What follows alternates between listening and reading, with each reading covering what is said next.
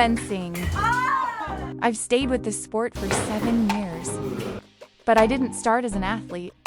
I didn't start early.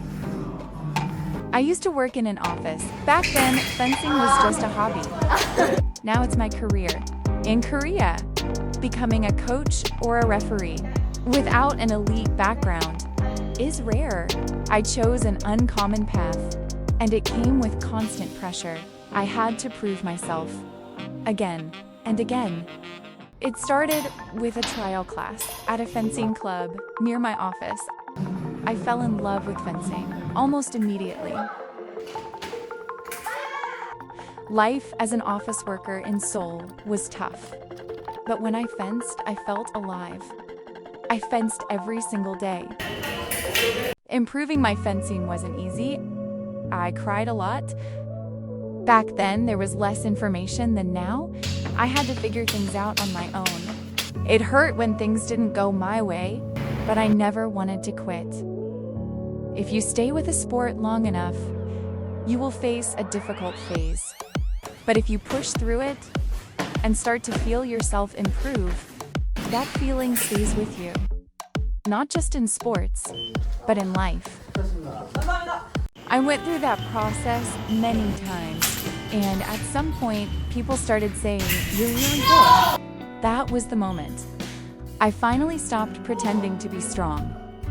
After that, I earned multiple fencing certifications, got hired as a coach, and worked as a referee. I won several competitions. And in 2024, I was selected as Player of the Year. But even then, I wasn't sure. My first gold medal took a long time. When I kept finishing bronze, I started to wonder if that was my limit. If you've ever felt stuck, you'll understand.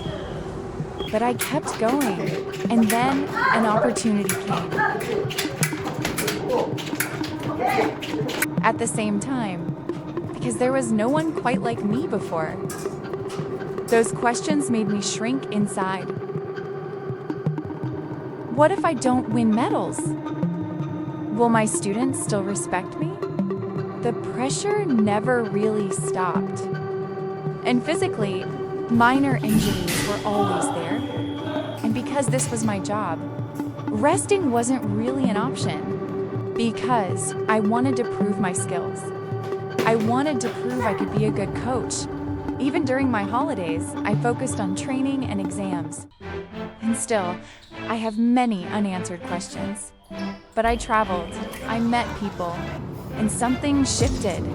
For a long time, I cared too much about how I was seen. I held myself back.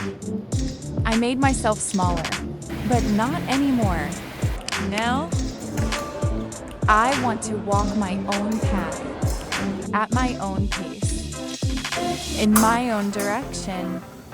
I'm still figuring it out, and I'm still walking.